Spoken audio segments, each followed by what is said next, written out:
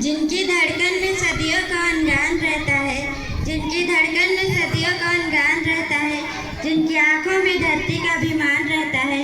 इतिहास में भले कम लिखे हों उनके नाम, भारत की रग रग में उनका सम्मान रहता है। आदरणीय प्रधान अध्यापक महोदय, सम्मानित सभी शिक्षिकाएं, प्यारे साथियों, आप सभी को स्वतंत्रता दिवस की हार्दिक शुभकामनाएं। मेरा नाम है रिया कुमारी, मैं कक्षा 8वीं छात्रा राजकीय कृत मध्य विद्यालय टाउन में पढ़ती हूँ। आज मैं उन लोगों की बात करने के लिए आप लोगों के सामने खड़ी हूँ जिन्होंने प्रकृति को कभी अपना संपत्ति नहीं समझा बल्कि अपना परिवार माना, जिन्होंने नदियों को केवल पानी का स्रोत नहीं माँ का स्वरूप माना, जिन्होंने पहाड़ों को पत्थरों का ढेर नहीं अपने पूर्वजों का धरोहर माना, जिन्होंने जंगलों से केवल लिया नहीं बल्कि पीढ़ियों तक उनकी रक्षा भी की। आज का यह विशेष अवसर समर्पित है विश्व आदिवासी दिवस के नाम।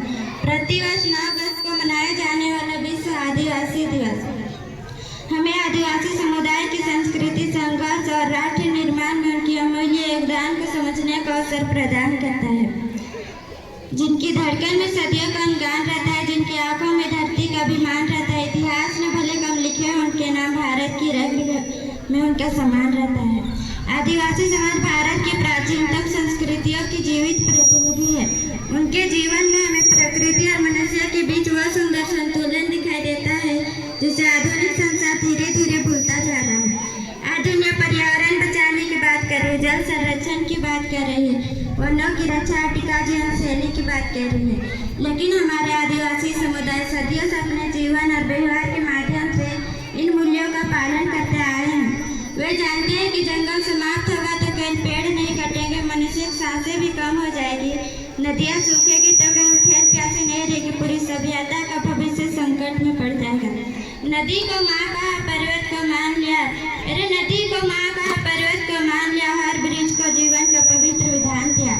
सभ्यता ने जब प्रकृति को केवल साधन समझा, आदिवासी जीवन ने धरती को सम्मान दिया। आदिवासी संस्कृति के नृत्य, गीत, वेशभूषा त्योहारों तक सीमित नहीं है। यह सामूहिकता की संस्कृति है, यह समानता की संस्कृति है, यह श्रम के समान मिल बांट कर जीवन जीने की संस्कृति है। उनकी लोकगीतों में केवल मनोरंजन नहीं बल्कि पीढ़ियों का अनुभव छिपा होता है। उनकी नृत्यों में केवल उत्साह नहीं बल्कि प्रकृति के प्रति आभार प्रकट होता है। उनकी लोक कथाओं केवल कल्पना नहीं, इतिहास, नीति और जीवन का दर्शन समाहित होता है। आदिवासी समाज हमें सिखाता है कि सुख का अर्थ केवल अधिक वस्तु एकत्र करना नहीं है, सुख का अर्थ है प्रकृति के साथ रहना, समुदाय के साथ खड़ा रहना और आवश्यकता से अधिक रहकर किसी का अधिकार न जीतना। भारत की स्वतंत्रता और सम्मान की रक्षा में भी आदिवासी वीरों का योगदान रहा है। बिरसा भगवान सिद्धू कान्हू और रानी दुर्गावती और अनेक ज्ञान अन्याय, शोषण और विदेशी सत्ता का संघर्ष किया। उन्होंने उस समय विद्रोह की मशाल जलाई जब संघर्ष का अर्थ कठिनाई नहीं था बल्कि अपने प्राणों को संकट में डालना था। उनके पास बड़े संसाधन नहीं थे, विशाल सेनाएं नहीं थी, लेकिन उनके भीतर अपनी मिट्टी और संस्कृति का और अभिमान का रक्षा करने का अदम्य साहस था। उन्होंने अन्याय के आगे मस्तक झुकाया नहीं, मिट्टी